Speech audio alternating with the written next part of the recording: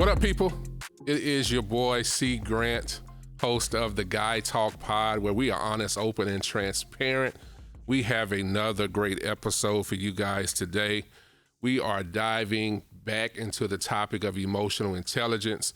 If you've seen part one, you saw so much that we dealt with in terms of how emotional intelligence impacts men and how we identified this as to be really a strength for men and not a weakness in terms of managing various levels of your emotions. And today we have an awesome guest to help us more with that. We are Emotional Intelligence Part 2. If you have not seen Part 1, please go out to youtube.com/The Guy Talk Pod and check out Part 1. So we'll get started. We have an awesome friend of ours, a professional to the highest level in the therapy space, a saved woman who has helped me out personally in so many capacities, licensed practice, LPC, as well as at LMFT, licensed marriage and therapy counselor, Dr. Barbara Humble. Good morning. Good morning. Good Clarence. morning. How are you? Blessed today? And highly favored. Yes. We are so thankful to have you here today. Thank you for. I got my brother with me. Yes, sir. Yes, Mr. sir. Pastor Marcus Winfrey. Yes, sir. Yes, my sir. My brother. Y'all know him, got to know him so well now through the various episodes. And Dr. Humble, for the people they're not familiar with the therapy space, can you just kind of give a little summary of, what you do in that space? Okay. In therapy, we get a chance to work with you individually and in families to help you better understand your emotions, your feelings, your thoughts, and your behavior. One thing we know is that the soul, Clarence, has 5 parts: the mind, the will, the emotion, the intellect, and the imagination. So we know that those 5 parts are in play. So we work with you to help you better understand. I can do the spiritual part, but I prefer to refer that to these 2 men. They're our spiritual leaders, but when you need some help in that emotional area, you can call a therapist. And everything that you tell a therapist is confidential. And I am sworn by law that I can't reveal stuff just in a conversation. But if the law requires me to, if I'm subpoenaed to court, your records can be subpoenaed to court. But other than that, you don't have to worry about me chit-chatting with your girlfriend about your issues. That's so awesome. That's so awesome. And that's I love that you mentioned confidential because that's where men really seek what they seek, a safe space. Safe space. To really express their emotions in various capacities. And we're going to start. If you've been watching us, everyone, we always set the foundation with a scripture. We're very, we believe God is in control of every episode, and we set the tone with the scripture on every episode. Today's scripture comes from Proverbs 16:32. Better to be patient, than powerful. Better to have self-control than to conquer a city. And I was meditating on this, Dr. Humble, and when I thought about emotional intelligence, I thought about my spirit, and what was revealed to me was self-control. Yes. How do we manage these various emotions? How do we learn to, in a place of even conflict, defuse that, identify what's going on, whereas maybe someone else who's upset at us maybe, and how do we able to manage that? So how important is emotional intelligence, you feel, for men to be able to manage? It is very, very important. We talk about emotional intelligence as the ability to manage, to perceive, and to use emotions. So it's important that we understand that the Bible talks about being angry, but what? Sinning not. So we know that the Bible recognizes that anger, but what we have to learn is how to regulate it. Yeah. And you're going to have it. I don't care who you are. I don't care what you do. Anger is going to come up in most relationships, but you've got to know how to bring that thing down, how to self-regulate. That's the most important thing. And we say that that emotional intelligence Some people say you're born with it. Yeah. Other people say you can learn it. And that's with anything. We talk about leadership. Some people are born leaders, and some people have to learn leadership. Yes. So when we're talking about self-regulation, you can learn how to control your emotions. And the best thing about it is that you and only you know when you need to bring your emotions under control. Agree. That's awesome. And I like that you said one of the 5 pillars of emotional intelligence, is those 5, should I say, are very unique, and the fact that men feel that they cannot or should not express it. One, I like that you said self-regulation. Self-regulation, the ability to control or redirect impulses and moods, and to suspend judgment and think before acting. And that is huge as men, because as I was doing some research in terms of women and men, right, and how they differentiate in terms of emotional intelligence, you have where, from an angry perspective, men are kind of fight or flight. We either gonna fight it out or we gonna roll out. That's good. That's good. We gonna fight out and roll out versus sitting and having a conversation. In your profession, are you seeing that with men in terms of that's kind of their stumbling block? I hate to say stumbling block, but that's their challenge, where they just don't know how or what to express or how to express those feelings? Let me just back up a little bit. And whenever I have this kind of conversation, I like to apologize to men, because we as women in society has taught men that you're not supposed to feel. Yeah. We've taught men that even as a little boy, if you fall down and we tell you, Get up. Get up, Don't boy. cry. Get up. Don't Yeah. cry. Wipe it off. Right. Wipe it off. Wipe it You off. can handle Yeah. that. So we have socialized you all wrong. So it's important that we know that yes, there are 3 ways that we handle things: fight, flight, or freeze. So many times we teach people to freeze. Freeze means you do nothing, and you just let this thing run all over everywhere. Wow. But what we need to know is that you can fight, but you got to know how to fight fair. Yeah, There's yeah. a fair fight in this thing. Because sometimes we do need to talk about an issue. And men in particular, many times they will shut up, they will clam up before they get to the issue. Correct. Because number one, they feel this thing coming up. It's coming up, it's building and it's building. Right. So many times they'll just explode. But I want you to know you don't have to explode. You can handle it. That's good. Let me ask you this question. For men, a lot of men, I'm sure even in our audience, they don't really go to therapy. So how would you encourage, as a therapist, that men should say, hey, you know what, it's okay to go to someone that you can trust, because and also the benefit of having a therapist in your life? Could you explain or help some of the brothers that's watching with that? That's an excellent question. And since the pandemic blessed us and cursed us. Yeah. And one way it blessed us is that men now feel comfortable to come into therapy. I see a great number of men who are coming in on their own. They say, Dr. Humbles, my family is broken, but I'm the most broken one. Yeah. So I need some help. And they'll come in and I tell you, whatever I'm doing, men, I will find a space. Yeah. Because it takes a lot for a man to do that. Right. But some things that you can do is, number one, you've got to learn who you are. You have to be comfortable with yourself. Yeah. You've got to know that, hey, this is more than I can handle. And what I love about most of your jobs, if you look on the back of that thing called an insurance card, there is a number for a professional person, for Yes. a professional healthcare person. Correct. And that's a benefit of what you do. So don't be afraid. I've seen men who've had 3 and 4 divorces, and because that's one of the byproducts if you don't take care of those emotions. Correct. That women nowadays, we've just learned, hey, Find somebody else. Yeah, Yeah. we can work somebody, this thing. right. Yeah, I'll leave you here. You figure that out on your own. Figure it out on Right. your own. I'm not gonna be. And I tell any woman, don't be abused. Yeah. If that's an abusive environment, and men and women can be abusive too. Yeah. Yeah. Yeah. I'm working with a client right now.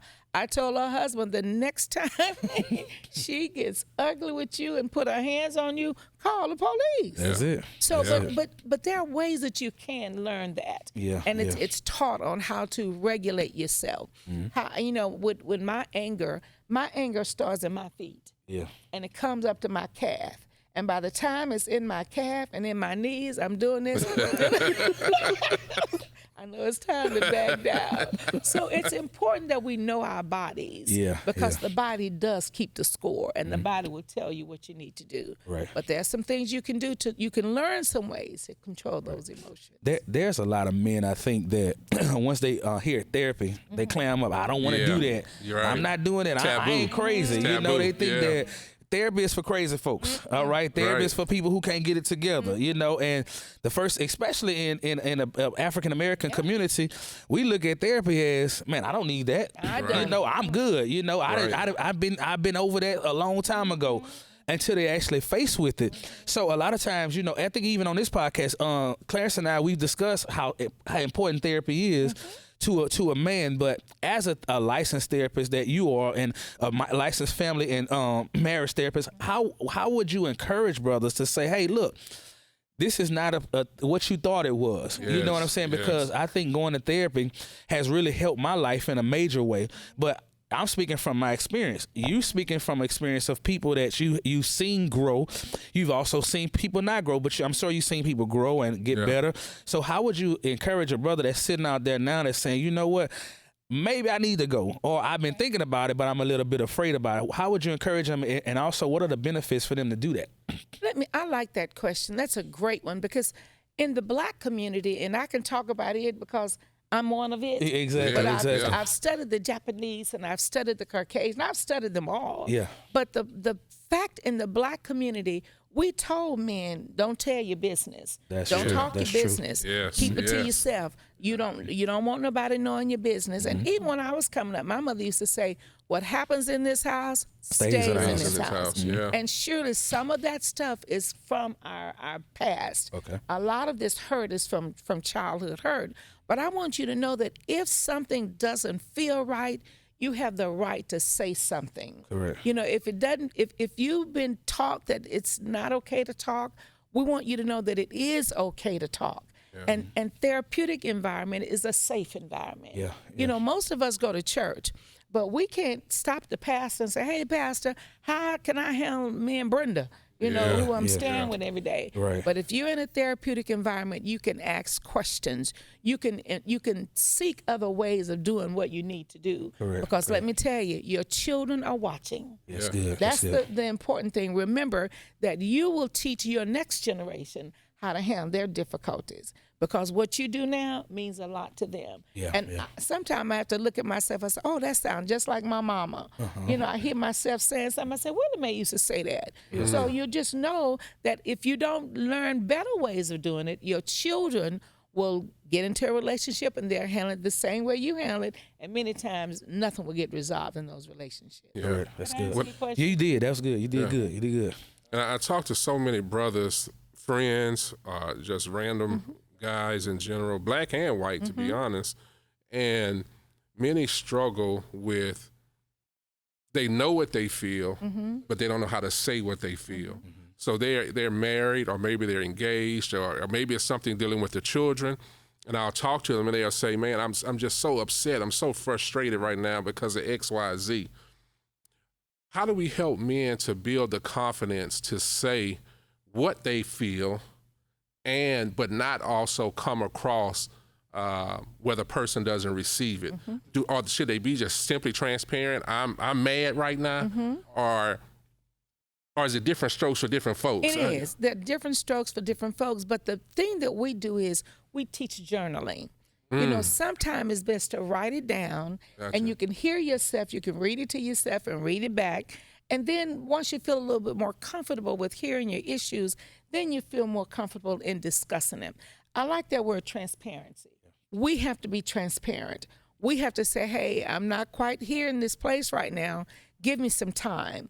And I talk about effective communication. And effective communication is more than just talking. You know, we think that it's just talking, but it's much more than that. Listening and understanding is the most important component in that. Correct. So I say the first time when you and your significant other get into a difficult place, it's good to say, well, let's talk about it. And you may not feel comfortable with that, but you want to hear what that other person has to say. Correct. And once you hear what that other person has to say, then may struggle the first time. And I say if it gets a little heated, walk away. And anybody can ask for a timeout. Excuse me. You can ask for a timeout. Yeah. And if it gets too heated, you say, okay, I need a timeout. So that means you can take up to 4 hours in that timeout. And then after that timeout is over, then whoever asks for the timeout has to come back and reinitiate the conversation. And you say, hey, let's re-talk about that issue that we talked about the last time. Yeah. And you can do that up until I say you get to 30 minutes. Gotcha. So you can take a whole day, before the Bible says don't go to bed on your rap. That's right. When you go to bed on that rap, that thing builds and it builds and it builds. I think that'll help a lot of marriages, what you just spoke about. Yeah. Because I think a lot of times we stay mad for so long to where it's hard to come back sometimes. Because, man, I've been mad for 3 days. I honestly don't even know what I'm mad about. I'm mad about no more. You know, I really want to come lay in the bed and hug on you and talk to you, but I've been mad so long. I'm like, man, my mind got to be on other things. About it, man, but I ain't touched you in 3 days. I know I ain't touched you in 3 days. I ain't got no hot meal. I had eat noodles all night. Like, man, I wish I'd have heard this a couple weeks ago. I would have been all right. We'd have been back together now. Give me 4 hours, baby. I want to talk because I still won't hold you when we get to bed, but I'm mad with you right now. You just spent all my money. You know? So I think that's good. I think a lot of people need to chime in on that part because that's really good. Yeah. Taking that break, and that's a part of being emotionally intelligent as well. Yeah. You see us getting high, you see us getting heavy, let's take a break. Yep. 4 hours, 3 hours, 2 hours, one down to 30 minutes. Yes. And we come back and we figure that thing out. That was really good. Yes. I think that's And really it sounds helpful. like it's a thin line to it too, between taking the break, but not forgetting to address it at all. That's Yes, right. that's it. You know, That's it. right. we'll That's take right. that break and be never like, address okay, like Marcus just said, 3 days down the line, life goes on, Yes, and we yes, forgot. yes. But basically, all we did is sweep it under the Sweep it rug. under the rug. You know, and so how do we as men go back to the conversation? Because I know, again, we honest, open, and transparent. The Guy Talk Pod. I struggled with this early in my marriage. I struggled with, listening, understanding, and shutting down, as well as sometimes not thinking before I spoke. And sometimes in those situations, you almost can't come back from, because now you didn't impacted something that you may spend weeks or months trying to get that back together. So is it a way to say I'm mad at what you said and did? Is it a way to be take it as a sense of urgency, but we're not letting it go by so long that it's swept under the rug, I guess?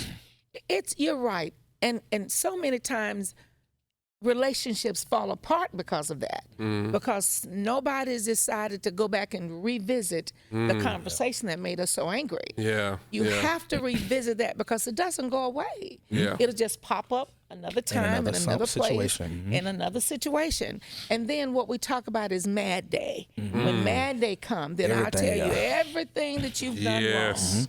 But if you want a successful relationship, and that's even with your children, sometimes you have to say, wait a minute, Johnny, you've crossed the line and I need some time out. And this is what you do when you learn how to do it. And I talk about in families, you need to have a family meeting once a week. A family needs to come together and talk about issues.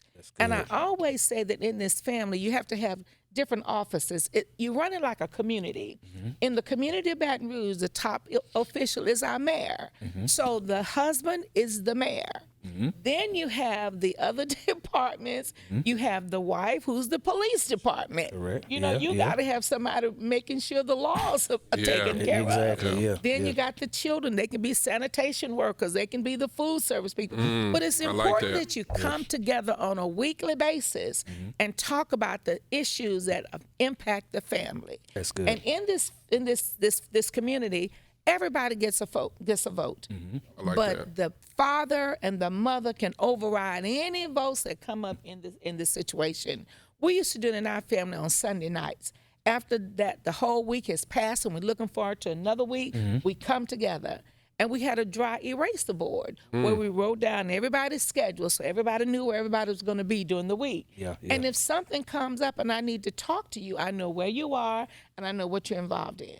So that open communication, that openness, and it's never right to sweep anything under the rug, because even at your own house, if you sweep trash under the rug, after a while you get a lump. Up. Yeah. You get a lump. Yeah. You get 2 lumps. You get 3 lumps. Yeah. And that's when the erosion of a relationship starts, when you start getting those lumps that you haven't discussed. Does that make sense? That makes a lot of sense. So what about like those families that's blended? I know, not a lot of times nowadays you meet a man, a man meets a woman who has 2 kids already from a previous relationship, and you come in and you have your kids and y'all already on your own thing, and now you're trying to incorporate that, but there's no agreement there with the kids or the way it's disciplined. How do you help with a guy in that situation who has a blended family, who he wants to do what you're saying, but his wife isn't on the same page right now? So how do you incorporate that, or how do you get them to go to a place of, this is what we're going to start doing? I like that. Open and effective communication is very, very important. Yeah. And communication is more than talking. It's our body language. All that's important. But this is what we know about blended families. And you're right. In society now, we have more blended families than we have families of origin. Correct. So when you get into a blended family situation, the couple must be on the same page. Yeah. And the same page means who is a disciplinarian. And the person who's a disciplinarian is the biological parent of the child. Now, if I got problems with Johnny and Johnny's not my kid, doesn't mean that I cannot correct Johnny or give him some direction. Correct. But if there are some disciplinary practices that need to take place, the biological parent. Because the first thing Johnny gonna say, you ain't my daddy, you ain't my mama. But if the mama or the dad is there handling that discipline, Johnny has people to deal with who are open and honest with him. Wouldn't men, though, to some degree, probably any parent, but specifically to men, wouldn't they engage those conversations in a different level of emotional intelligence, meaning that my child did something and maybe my bonus child did the same thing or similar, but I know how to come at my biological child, but I may feel like I walking on eggshells coming at my bonus child, although they're guilty of doing the same wrongdoing. How can men navigate that? I know I've been married now almost 5 years. Me and my wife had this conversation, trying to identify what to say in what situation to who and how, and it's still challenging to some degree, to be quite honest, because you're thinking about the other parent, you're thinking about the child, but you also want to tell the child what's good for them and what's right. How can you express those things and still have looks like the same type of communication where it don't look like a bias, I guess, you know? And it's done in love. What do you do in love? Love doesn't seek to destroy. Right. Love builds. Yeah. And that should be the attitude that we take. I'm going to build you up. And building you up also includes discipline. If I see where you're doing something wrong, I'm going to say, wait a minute, let's look at this thing a different way. Yeah. Even my biological child, I'm going to discipline them the same way. But then when it comes to physical or punishment that we talk about when it's past this talking stage, then it's time to send him to his biological parents. Gotcha. Okay. Because if you don't send him to his biological parents, so many things can go wrong. And sometimes children can make up things too. Yeah. But it's a little bit more difficult if you're making it up on your mama and your daddy than if you're making it up on your stepmom. Right. That's good. Right. That's good. Very important. That's a whole different. You receive it differently. It's almost like that parent is going to believe that child, whether they're lying or not, to be real about it. They going to believe them. No, she said, you said, or he said, you said and did. That's what happened. And that's important, men. If you're just tuning in, or if you're wondering kind of what we're talking about here, is Emotional Intelligence Part 2, where we're really diving into the male experience of emotional intelligence and where we have identified that is a strength and not a weakness. To be vulnerable, to be open, to be honest, to be transparent. But as in anything, there's a how you do it component as well. Now, something I was talking to a friend about, Dr. Humble, about. I didn't bring this up to him by phone, but I thought about it when we talked about it because I wanted all us to talk, so I could go back and tell him something that's political versus, me talking about something, that sound from the street approach. So he having some challenges at work. Okay. And his boss, in essence, is not emotional intelligent. Okay. He doesn't know how to talk to people. He doesn't know how to tone it down. And to some degrees, he sweeps things on the rug, And he had a situation last week where he was really frustrated at this point. It's happened numerous times, if I understood him correctly, but this particular day was like the last straw. So he cussed him out, he cussed his boss out. And as he was telling me about it, he's waiting on kind of what that consequence, quote unquote, would look like. But as he was telling me about it, I thought about the emotional intelligence from both ends, from his boss to him. Help men navigate, being that we are creatures full of ego a lot of times. We are creatures where we feel like, if we're not being heard, our voice kind of gets a little escalated, How should people, or men, should I say, deal with that in a work environment? Especially as men, if you get the feeling like you've been belittled in any capacity, ain't no telling how a man's gonna react. Some may go in a shell, others may go on 10 or beyond. How should men really try to navigate that when you have a leader who is not emotionally intelligent? I like that question, because emotional intelligence does impact our performance at work. In any position, it impacts it. Because number one, if you're an emotionally intelligent person, you can perceive when things are not just right. You know where the thin line is. Right. But when you don't let it get to that point. I like to say, if there's an HR department, you take that to HR as soon as you begin to feel this kind of way, because in HR, we've been taught to do conflict resolution, how to resolve that conflict, how to bring that thing down. And like you said, the voice began to get high. And what we need to know, once it begins to get high, you step back and say, wait a minute, we need to take some time out, and we'll come back and deal with this later. And of course, if he's still hooping and hollering and screaming about what he going, you can walk away. It's better to walk away and people be thinking what they want to think than for you to express what you want to think, what you're thinking, and then it's hard to take that back. Can't come back you from that. You can't come back from that. That's big, because I think we've all had that boss we didn't like. Yes, sir. Everybody has experienced it. And you want to say so many things, but, in the back of your mind, you're thinking about your family. Yes. You're thinking about, yourself. You're thinking about, I hope it doesn't escalate where they have to call the police, because then some folks look at that. If you get too expressive as a black man, this the angry black man, and they immediately get scared. They're gonna call the police, and you're simply just trying to express yourself. But you're not even posing a threat per se. But that's how it's interpreted, because we are men.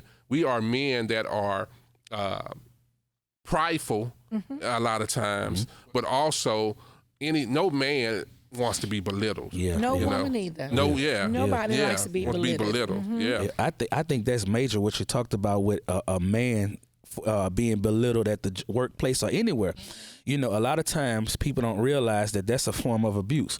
You can't talk down to me and think I'm not gonna say nothing, but then also you want me to be the bigger person all the time. So with emotional intelligence also, it says, look, man, I know what I can take and what I'm not gonna take. And a lot of times in places they expect us to take it, and then we flip. They flip the script on us. Oh, you being angry, you being combative. No, you push me to a place of that. And so a lot of times we get pushed into those corners, and we go to doing different things, and we want to come out, but we don't realize sometimes you have to be aware of when people.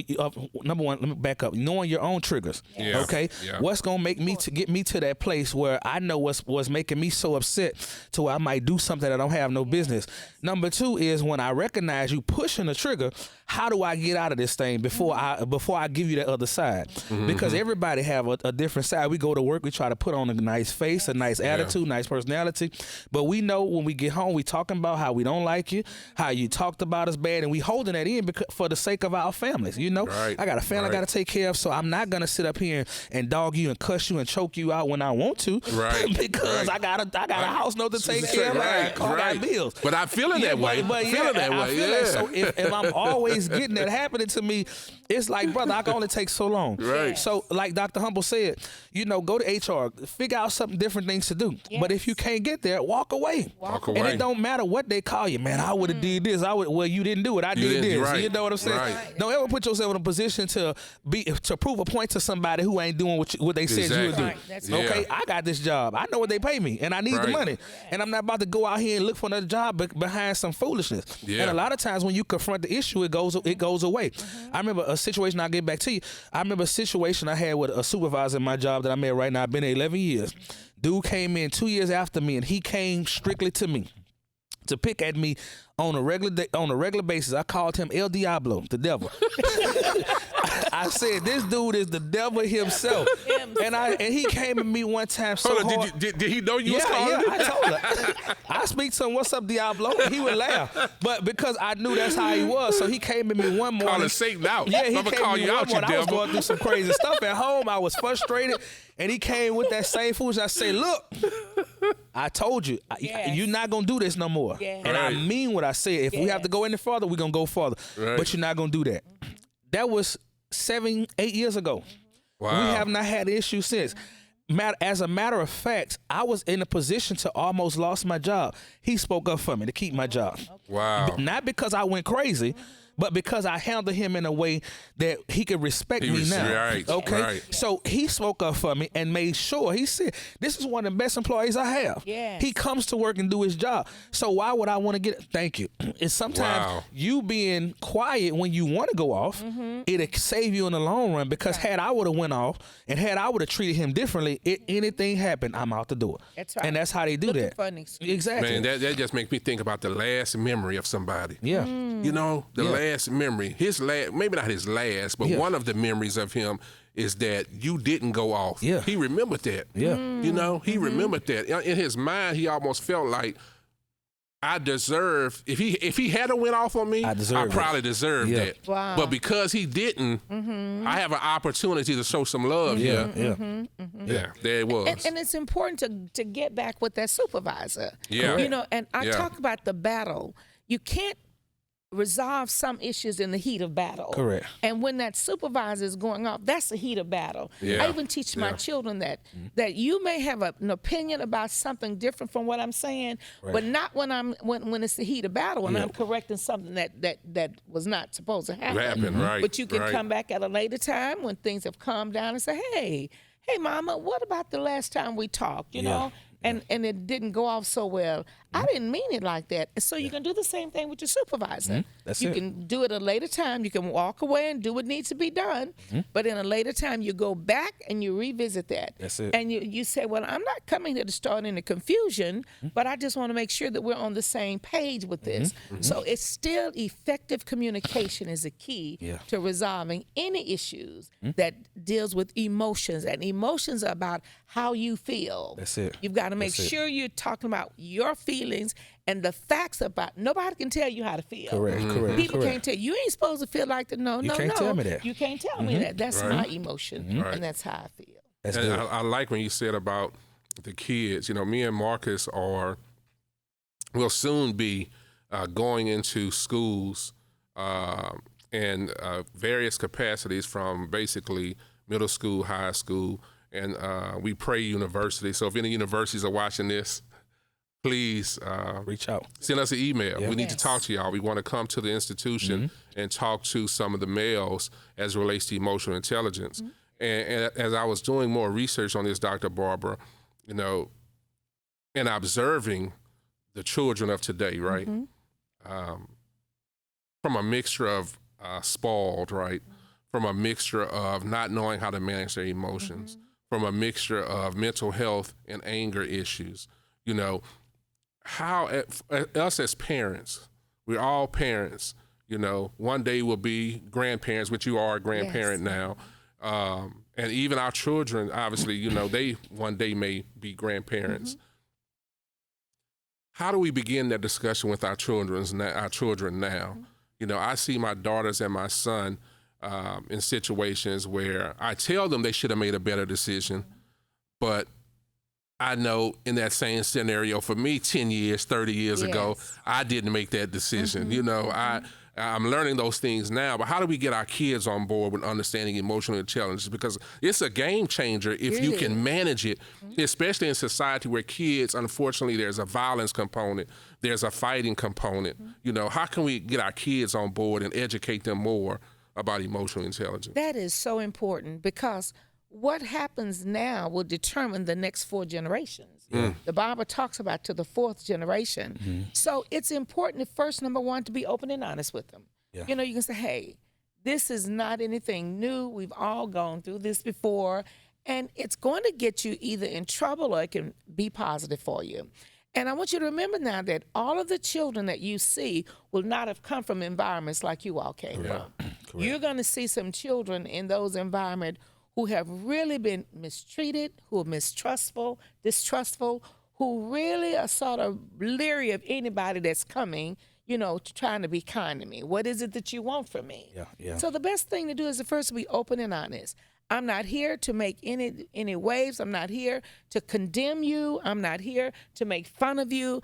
I want to be open with you so you can have some additional skills on how to deal with the situation. And you're so right. Emotional intelligence is so important in a bullying situation. Because when you run into a bully, the bully is usually already angry. So they're trying to exert their power and authority. So an emotionally intelligent person will perceive that. You'll see that this person's got something that's not right. So sometimes just to back up and say, hey, what's going on with you? What is it that makes you feel so uncomfortable today that you want to take it out on me? And of course, sometimes the children won't receive that because they're still figuring out he wants something from me. What is it that he wants from me? But just to constantly be there, that you're present sometime in a situation where you say absolutely nothing. But let me tell you, a great place to start in the school system is with the hearing officers. There are some hearing officers in the school system who has to hear the situation where the kids have been in disruptive environments and about to be expelled. Some of them are. And if you can get in with that level, it's the counselor, I'm sure. The principal is going to be the person. But the hearing officer sees all of those children. And those children are many times, they're just expelled to go into the community to do what? Do more trouble. To do more trouble. So just being open and honest and being transparent. Say, hey, I've been here. I've done it this way. And I listen to you all sometime. And you all have heard me confess some of the stuff that you say, woo, did the doctor do that? You know, but you grow to maturity. It's a maturing process that we have to help our children go through until they get to a point where they can handle their emotions. And surely it will help them tremendously when they know how to do that. Yeah, I was thinking when you said that about the hearing, you're talking about a hearing officer. That's once the child is in the stage of expulsion or close to expulsion, that hearing officer comes into play to try to mediate, or is he there to try to enforce something? Well, now this kid has gotten in trouble. This is trouble going on, and the parents are called in, because this kid could very well be expelled. So they're not at the point where they try to correct, but they're going to be enforcing some rules. And sometimes enforcing the rule means that the child is outside of the system. So now you have this kid who at home all day long with nothing to do. So he learns other things to do. I don't mind. Yes, sir. And the community, they got some community salesmen who are saying, come on, work with me. You know, I can help you have some money, take up your time and all that. So there are people who are in the helping profession who want to help before they get there. And that's the assistant principal. That's usually a principal for behavior. I don't know if that's the correct name. Dean of students, The dean of students, that's who it is. Get in touch with that person. Because many times these kids have already been identified in the system. And there's a whole school here in East Baton Rouge Parish where they send the children who cannot be involved in the environment in the alternative schools. Yeah, yeah. And they're there, and there are teachers there. Matter of fact, I have a friend who works at the alternative school, and she says that a fight is a thing of the day. Somebody's always fighting. Wow. The police is matter of fact, their police was there at the school. So we need people like you all who are saying to the school system, we can help. Yeah. You know, 100 black men, I think that's a part of their thing too. But you all don't have to get into that system. It's enough room for all Everybody. of us. Yes. The community is a big place. And we said it takes a village to raise one kid. One child. So you all will be so important in helping the community elevate itself. That's And it made me, Father, I love this conversation because us as fathers, Mm-hmm. we, and thinking about those kids as coming from single parent versus 2-parent homes, you know, reading the research on that, the emotional intelligence was a mile apart. Yes. You know, it was a mile apart. And not because there aren't great single mothers or single fathers out there, but something about that 2-parent dynamic impacts the emotional component of it in terms of what they see expressed and how to express. You know, is there a certain method we as men and as maybe single fathers, how do we have these conversations with our kids, especially those that are still in school from, I don't know, 4th grade to 12th grade, I guess, 5th grade, 6th grade to 12th grade?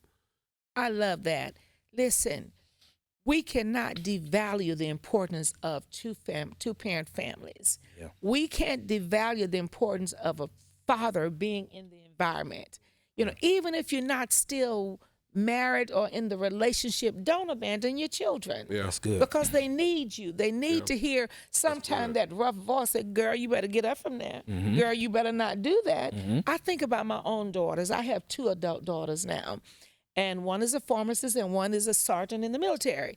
And of course, they learned more from their daddies than they learned from me. Yeah. My son learned more from me than he learned from his father. Yeah. So I have one daughter that talks about how she enjoyed going to the dump. Y'all know what the dump is? Where you send dumping your- trail. So Yeah. he would get her in the car and they'd ride to the dump. And they had their individual conversations about life. And I'll never forget one day we were in the car coming home from church. And somebody came on the radio. And in that radio conversation, my husband and I knew it was a sexual connotation. So my husband started the conversation. He said, listen, he said, I want you all to know that babies don't come before weddings. There is a wedding, then you can do what you want to do after that. Right. And so my daughters were like, what? He said, listen, don't get it twisted. He said, I intend to walk you all down an aisle where you will get married, and then I'm coming to the hospital to help to deliver the babies. So it means so much when you got both parents talking in. Yeah. And I'll never forget, we had this little queen contest at church, and my daughter won. And she had to get up and talk about her testimony. And a part of that girl's testimony was that she said, I'm still a virgin. Come on. Wow. I'm still a virgin. Yeah. And all of the kids, she said, can any of y'all in here deny that? She said, I got some guys in here that used to be my boyfriend. Boyfriend, can you deny that I'm not still a virgin? And they sit there. Didn't want to say that they hadn't done anything. Right. But it's important that we talk to our Have children. these conversations. Yes, yeah. to be open and honest with them. And of course, my baby girl got married and she found a man just like her daddy. But the others say she's still looking. Still looking for her. I said, listen, I'm married to daddy. You got to find your own. That's it. That's it. So it's important that we have those conversations. Right. Those are not sensitive conversations. You know, I told him at one time we used to talk about the talk. We had to have the talk with the children. And that talk was about sex. Yeah. But now that talk is not about sex. It's about coming home safely. Yeah. Yes. We got to that's make true. sure that our children know how Yes. to come home safely. Yes. So we can start having those conversations. Have a conversation about something that's not sensitive first. Correct. And then bring it into that sensitive area. So that means on a daily basis, you're talking to that kid. You're going into that kid's bedroom. My children knew that I was a policeman at my house. So I might come in your bedroom any day. Any day. And I'm going to turn that bedroom up, you know. Right. I need to see what's going on in here. Because if the police come, they're going to knock on the door. I may not knock on the door, Right. but And they coming in. Coming in. That's it. Coming in, And they're right. going to hold me accountable. That's it. So I go in and I lay down and I said, come on, why don't you put some music on? Let me see how you dance. You know, we church folk, we didn't want children dancing and carrying on. Right, So right. I said, well, I know you're dancing. When y'all, let me see you dance. Yeah. And they would start dancing. I said, well, don't do it like that. Do it like this. Mama, what you doing? Right. This how we talk to Saying, you.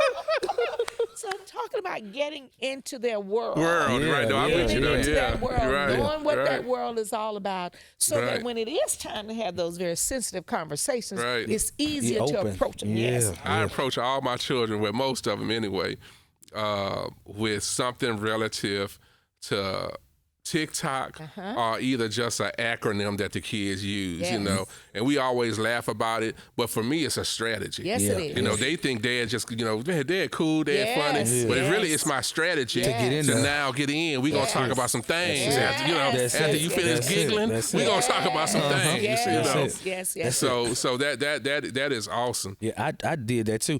I've been a youth pastor for about 17 years. Yes. And that has always been my tactic. I always come in cool, funny, fun. Yeah. I might do that for 2 weeks. You know, Right, be funny right. with you, be That's right, fun, that's right. and get you to a place where you're comfortable. Yes. And then at that point, we can go anywhere. Then we Right. can talk about any and Right. everything. And one thing you said, Dr. Humbles, that I like so much is that to let the children know, let the parents know that it's okay for their children to not be overly sexualized. Yeah. Because the environment and society today now is sexualizing everything. Everything. Yeah. You know what I'm saying? It's like, you know, you see little girls now with little short song, little Yeah. halter tops. The boys sagging, touching, and holding from the Yeah. back. Yeah, y'all 10. Yeah. You know what I'm saying? Yeah. And, you know, I Yes. had a conversation in church one time, a couple years ago, with some 8, 9-year-old, and I was trying to go around the sex part. That's having sex. That's doing. Yes. And they could tell you the different things at a younger age than what we were looking at at a young age. And so, a lot of times, it's best to have those conversations with your kids. Like, I want you to come home safe, but I also want you to keep yourself and understand what you have is important, Important, and it's a right. prize. You know, Yeah. but we don't talk about that no more now because a lot of us, we feel guilty because we didn't do it. Yeah. But just because we failed don't mean that they got to go They through the gotta same feel- stuff. exactly, You know, exactly. like you my daughter, I still want you to be holy. You know, you my son, I still want you to keep what you got Yes, together. yes. You know, it's okay to be a man without doing that. Yes. You're a Yes, man it is. because that's what God made you. That's it, Okay, that's it. you're a boy. You've made the male, but you're a man because I'm gonna instill male in you. That's it. You're not a That's male it. behind how Right. many women you sleep That's with. good. And your How feelings, many- your feelings exactly. are real behind it. Exactly. You know, that because- arousal is a real Yes, thing. Exactly. But here's how you tame Exactly. it. Yeah. In our age, Clarence, we got set by the oak tree. Come here, let me tell you about this. What you got to do. You got to Right. go ahead and get them, put that condom on. And not realizing you're really messing the kids up Yes. because, in a Yes. sense, this brother might say, man, I don't know how to be faithful now. That happened 30 years ago. I sat at the oak tree. Now I'm 40 years old and still Right. single, don't know how to get married because Right. all I'm thinking about is what my uncle taught me, what my auntie taught me. Yeah. So, Dr. Hummus, could you just help us with that aspect of manhood? Because a lot of brothers, that's the place that we come from. You know, we come Yeah. from, man, we get everything that move, we touch them. Yeah. And women, you know, make them pay for it. You know, so these are things that we're learning. And I think it will help in the emotional intelligence side as well, too, because I think for men, we think love is what we could jump into. You know, women, love is how much money he going to give me to jump into Right. it. You know what I'm saying? Yeah. So I think that's something that we do need to kind of discuss a little bit before we go. So That's excellent, because, and I teach young women all the time that you're not a woman just because you have a body part. correct. That doesn't make you a woman. That makes you a female. Yeah. But that doesn't make you a woman. Yeah, yeah. The mature woman is the woman who knows how to contain herself. Yeah. Who know how to present herself. That's the mature woman. And at the age of 8 and 10, you're not there yet. No, you're not. So I'm going to still tell means. you some things that you need to know. Mm-hmm. And then we learn how to continue to teach that. And my grandbaby the other day came to my daughter. My grandbaby is 8. Yeah. And she said, Mama, we need to have a talk. I said, she said, what? We need to have a talk. Erin said, okay, come on, let's talk. Yeah. So she said, in the bathroom at school, my classmates were talking about sex and how babies come out. And Erin said, wait a minute. Wow. Wait a minute.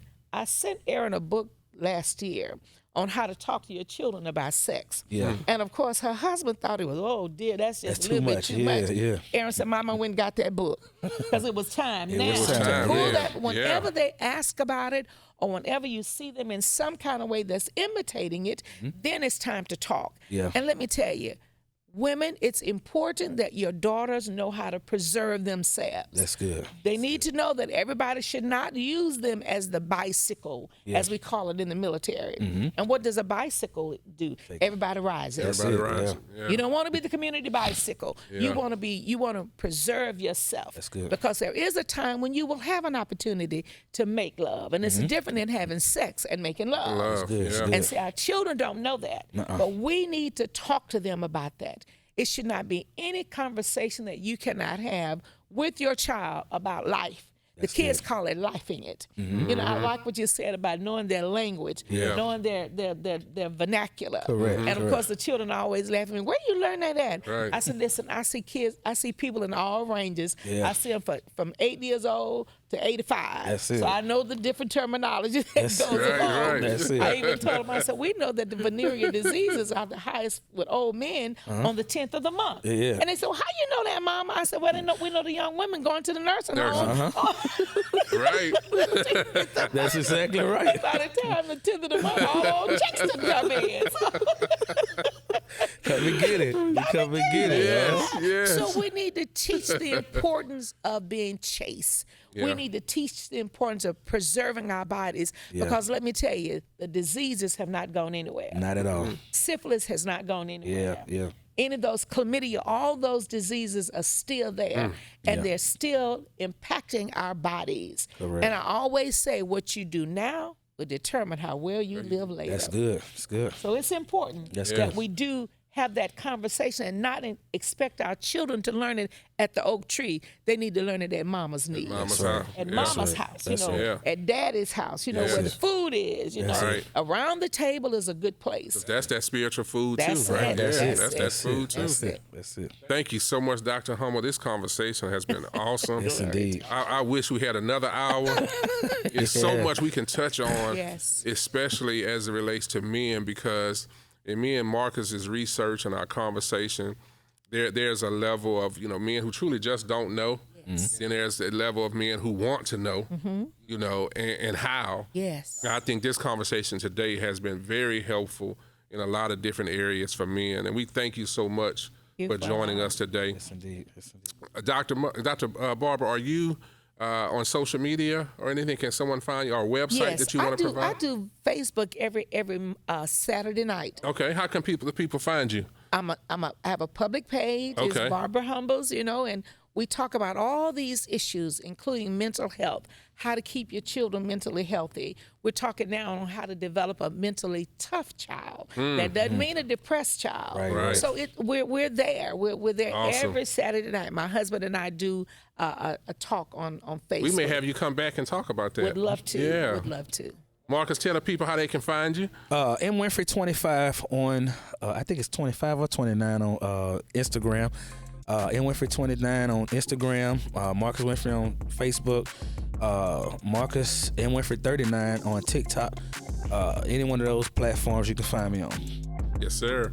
Thank y'all so much again. The Guy Talk Pod, where we are honest, open, and transparent. Check us out on all platforms. The Guy Talk Pod. Go to YouTube right now. Like, subscribe, share. Like, subscribe, share. Yes. The Guy Talk Pod. Check us out. Thank y'all. Honest, open, and transparent. See y'all next time. All right. Peace.